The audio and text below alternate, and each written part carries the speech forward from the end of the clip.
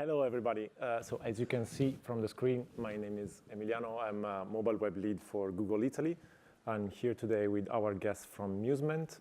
Before asking them to introduce themselves, I would like you to see a video of what they have done so far on AMP, so you can see some stats and results. So if you can play the video, please.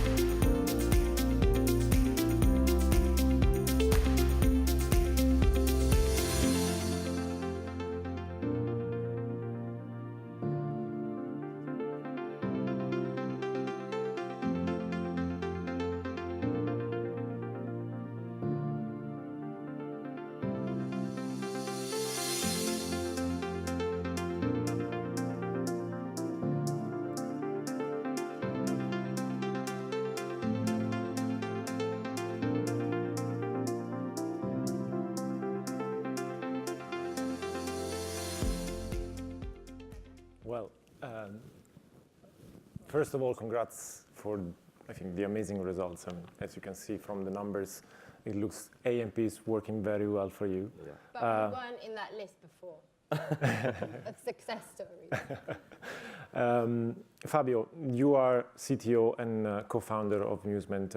Would you mind starting introducing yourself and tell us a bit more about how the company was born, how you created it, and Absolutely. First of all, I want to thank you, Emiliano and Google, for inviting us here to share and be on the stage to share our experiences and our results. My name is Fabio Zecchini, yes. I'm CTO and co-founder of Musement. So since the very beginning, I was in charge of product development and technology. Actually, my background is technology, but I always work in the field of data analysis, data scientist. In fact, my last job before founding Musement was Chief Data Analytics Officer of iProspect Aegis Media, and that was back in the day where we met. We were colleagues in iProspect.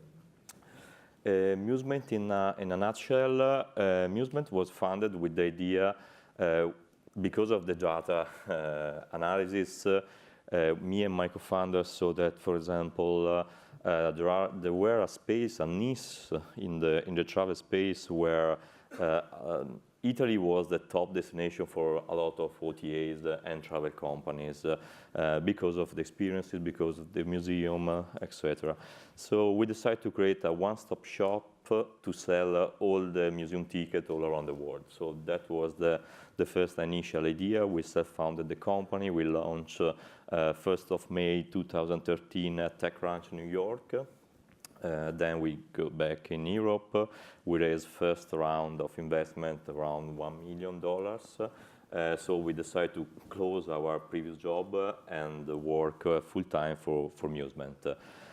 Make long story short, we raised more than 20 million in the last 5 years.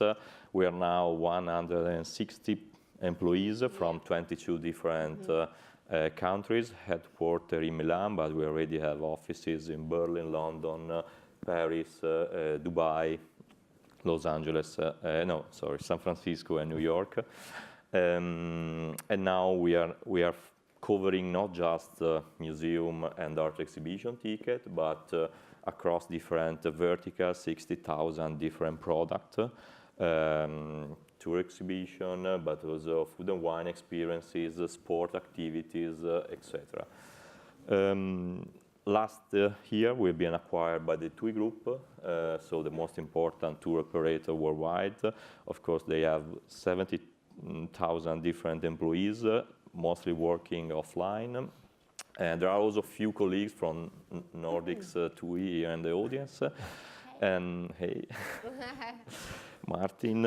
And yes, now our main job is to create all the digital touch points for the TUI Group, especially on the TUI destination experiences. So everything related to the activities when you are traveling, but also when you come back home. We just released this morning a new B2C website for the TUI Nordics. Interesting. Thank you very much, Lucia. Your turn. So first of all, hello everyone. I am Lucia Testa and I'm head of paid media. Like Fabio said, I have been working for Musement for the last 5 years, so pretty much since the very beginning. From the beginning, yeah. Thankfully, like he said, he snatched me up from iProspect and I joined him and the other 3 co-founders, and I think it was about 3 employees in this tiny office in the center of Milan, right next to the cathedral. And basically started developing all of the marketing activity for Musement, which was and still is predominantly online, mainly because of our data-driven approach and also very ROI-focused approach. And I've worked on expanding the campaigns in multiple markets, different languages, testing various different providers, all of the products that Google likes to throw at us or mentions in beta. The last one is Google Store Sales Direct, which I think the names are getting longer with the Google products. We're going to work on they are. So that's basically pretty much it, and that's what we're doing as well now for TUI experiences. So it's very, very exciting for us, and working more on that offline part as well. Okay. And what I will also mention really quickly is that despite sounding a little bit less Italian than you guys, I move my hands more than like 10 Italians put together, so I apologize in advance. Thank you very much for the introduction, guys. So I'm gonna start asking the first couple of questions to you, Lucia, and then we will move to the technical part of AMP with Fabio. Lucia, general question to start. Why mobile is important for Musement? Why did you see the device, the mobile, as like the future of Musement? Okay, so actually mobile wasn't incredibly important for us right from the start, but it has grown enormously over these last few years, but I mean like significantly, 20% increase in mobile traffic. And at the moment, we have 60% of our traffic that goes to mobile, that comes from mobile.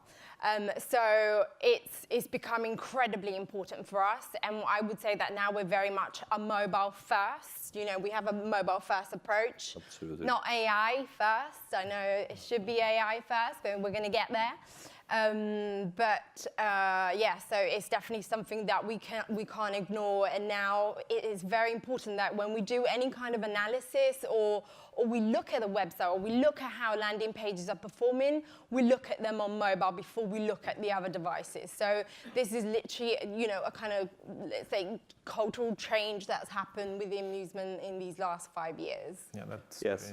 I have to say that especially in the travel space, we saw some inversion in the last 5 years, because when we started 5 years ago, we were mostly a platform for planning your trip. So usually customers went on our website to take a ticket in advance.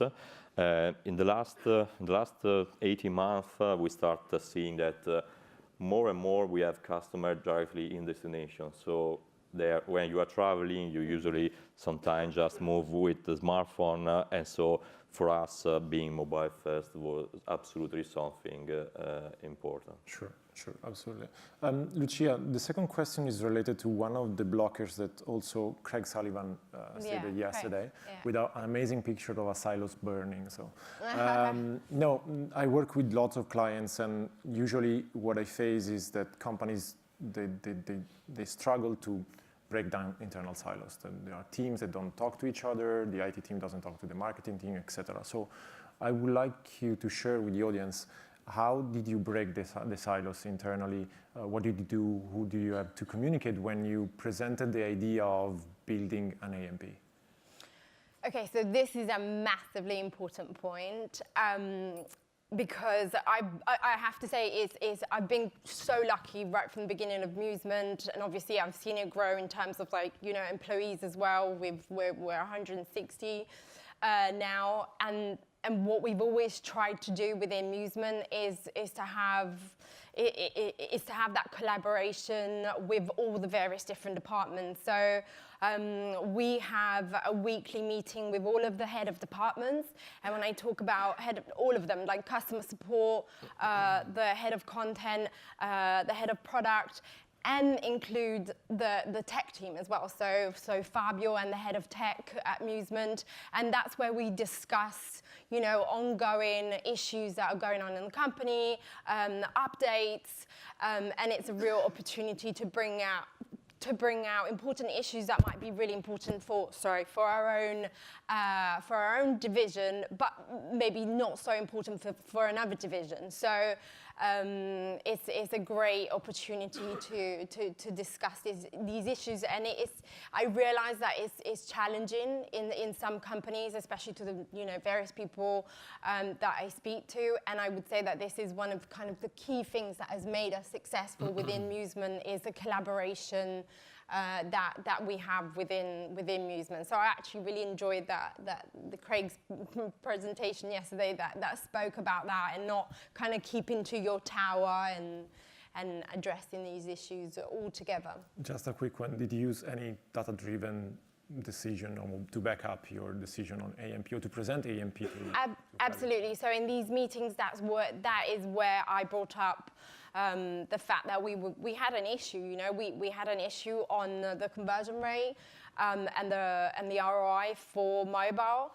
And that's where I brought up obviously the data with the business intelligence team in those meetings, and that is where Fabio actually introduced. So we started talking about this about a year ago. So he spoke about AMP, and as soon as he mentioned it and was like, oh, it's much faster, I jumped at the chance of testing it.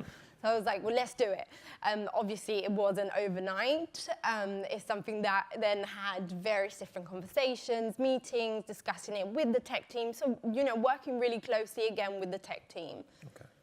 Yes, I have to say that all our decisions since the beginning has been data-driven, because being flexible and dynamic as a startup is really, really important to take decisions based on data. Right. I think this insight can be very beneficial for the audience, to see that data-driven actually brings you to good results, as we saw before, and we will see later. Let's move to the technical part, Fabio. I want you to tell us, when you think about optimizing a landing page or a website, there are two ways right now, mainly optimizing the speed, technically, on the HTML, etc., or thinking about solutions as AMP.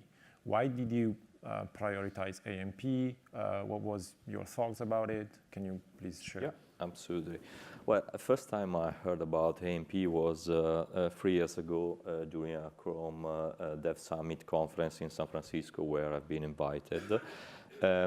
Actually, at the beginning, it was mostly for publisher, but yes, I start looking with a good interest to this technology. So, what I'm always trying to do with my tech team is always to challenge themselves for a couple of reasons, because to me and for us as Musement, customers is our priority, and their experience to make it seamless as much as possible is our first top priorities. Secondly, also because I want to have developer always, attach, commit with our companies. I always try to give them a new technology, a new topic to take into consideration. That's why, for example, we have what we call Tech Friday, meaning 20% of their development time is on R&D. So every Friday they can decide to work on some extra roadmap topic and make some research or proof of concept, etc. And I was challenging a couple of our developers 1.5 years ago, asking them to create an AMP prototype. Okay? And it was really, really fast, because at the very end of the day, in a couple of 2-3 weeks, we'll be able to create the first prototype. And that's why I started talking also with the marketing, because the solution of being public online with the AMP was just over there. I'll just add that one important aspect with regards to this is that right from the beginning, even with the prototype, we were able to have feature parity pretty much on you know, what was one of our most important landing pages on the website. So exactly. It was one of the challenges, you know, asking the developer, yes, you have to create AMP, but we also need to you know, create a feature parity with our canonical, website. Yeah. Then, of course, we work a lot with Google, but you can discuss later. And finally, we decide to run some tests also with the help of a marketing team and MBI team. Just to give an example, in the last 5 years, we completely rewrite our front end 5 times. So the last front end we released this morning is the fifth version of our front end, using different technologies, moving from React to now Vue.js, and we are going to release very, very soon an AMP open source library to create AMP pages starting from Vue.js application. Well, that's very interesting. Thank you for that, by the way. Last question for Fabio for now. I want you to be very honest. As you know, he's always honest. I know. Brutally honest. But I want to be sure. You know that AMP started like 3 years ago, more or less, and it was mainly for publishers, for instant articles and so on. So today, AMP does give you the possibility of using everything you need on your website. Well, to be 100% honest, I have to say that we are not able to recreate all our experiences that we have on our canonical website. Emily was saying before, the elephant in the room is you're not allowed to use JavaScript as much as you can do on the standard website. So for us, especially in some part of the customer experience, it was critical, so we've not been able yet to replicate the same information. But this is the reason why we decide to first work on our top landing pages, where we drive mostly of our traffic from marketing campaign and also from other different channels, and to start testing how the speed will increase and will impact our business result. So till now, yes, we had a lot of improvement on AMP, but yes, we are also working, you know, in parallel with the canonical website improvement. Of course, also that speed has been improved in the last 2 years. So we not just work on AMP, of course. And I'll just add that we still have 40% of the traffic that goes on the canonical website, on the canonical web pages. So it's where we are implementing now the progressive web app, starting with the home screen shortcut, but also the caching system. So it's a continuous improvement, and I hope from my side that in the near future we'll be able to combine into the same technology both AMP and progressive web app on the same application, on the same domain. I don't know if I hope so too. Will be possible, but yes, we'll see. Thank you very much, Fabio. Now, Lucia, I wanted to tackle one of the other blockers we see when we face this kind of topics with clients, and is A/B testing. So, conscious of time, I would like you to ask to give us, the best practices you see among picking the right landing page to turn into AMP, tracking the KPIs, which KPIs I want to track, and building hypotheses around the test.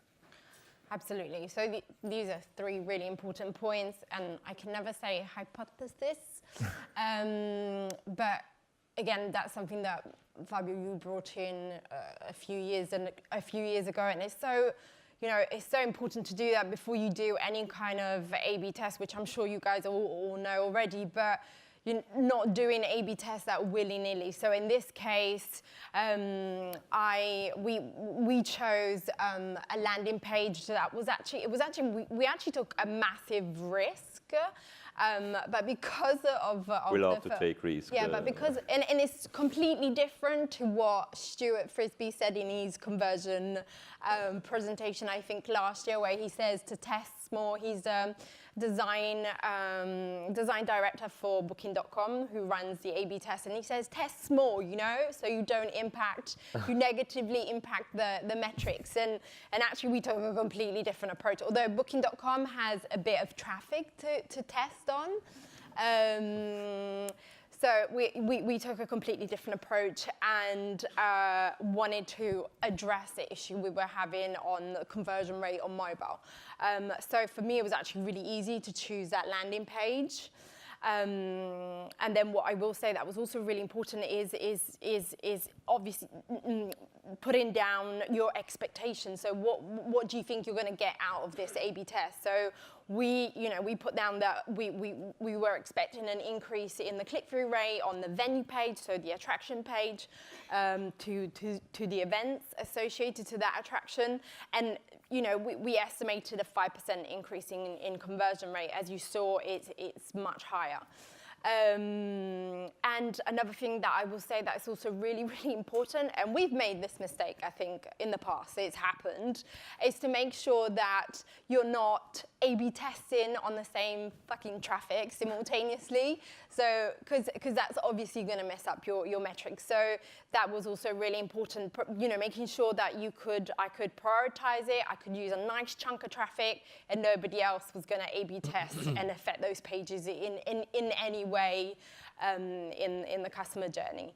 So I would say those 3 points are really important, and I don't know if you... No, absolutely, I agree, yeah. So we are seeing the venue page This here. is the venue page, what we call the attraction page. So it's where our customer land mostly, because usually you are thinking to visit Colosseum, and we have different product for the same venue and attraction. You can choose between a single ticket, and then these are the product event page where you have the ticket or the single experience to buy.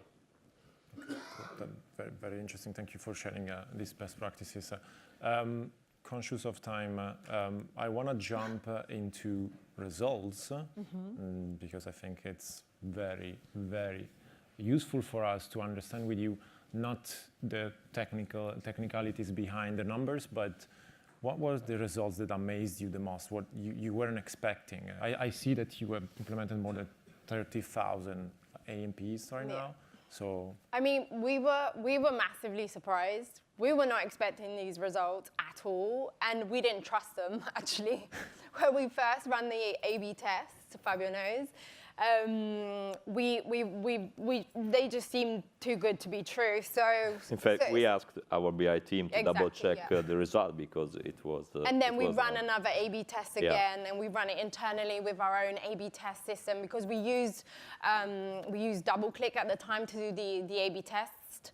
And yeah, we didn't trust them, so we redid them, and they were a huge surprise. Especially the increase in revenue per visit. We weren't expecting an increase in that metric at all, and then assumed that it was basically because they were able to look at more than different events, and some events obviously have higher commissions and higher margins than other events. So this especially this one for us was a huge surprise. Okay. Yeah, it's connected with the the seamless experience for the customer, how they are able to interact between different events.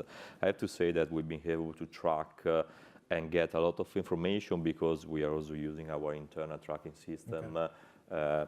To really understand click by click, how our customers were behaving on our website. Cool. On a technical side, I just want to add that we saw an impressive result in terms of performances. Especially the video you saw at the beginning was also the real video, now real experience on our website. but also with all the third-party pixel installed because of the marketing campaign. I still remember the first time we launched online the website before, adding the pixel, and it was impressive because we've been able to open the landing page within 1 second. Okay, that's very nice. And also, super yeah. instant. Super instant. And I'm also, like a massive another AMP. good side result has been that we start seeing from the first week, also from the first week we Yeah. launch, really good. some good results in terms of SEO ranking and also organic traffic driving to these pages. So these are side effects. It's Well, positive it's side a positive side effect. Yeah. Yes, it has obviously, like you said before, it has its limitations. Yeah. But for what we, for what we needed it definitely massively helped the metrics, and we are working on developing. There's so much more. There are more iterations that we're gonna have for these AMP pages. We're gonna develop other pages, so it's definitely, this is a starting point, and we want to work on these further. Okay, thank you very much. I hope this was very interesting and beneficial for you guys. So please, a big round of applause to Musement. Thank you very much.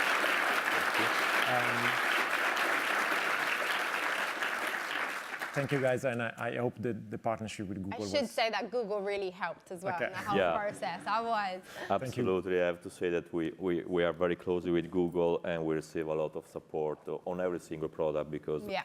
we are always eager to bring new technology to our customers for their experience. That's good to hear. Thank you very much. thank you Thank you. so much.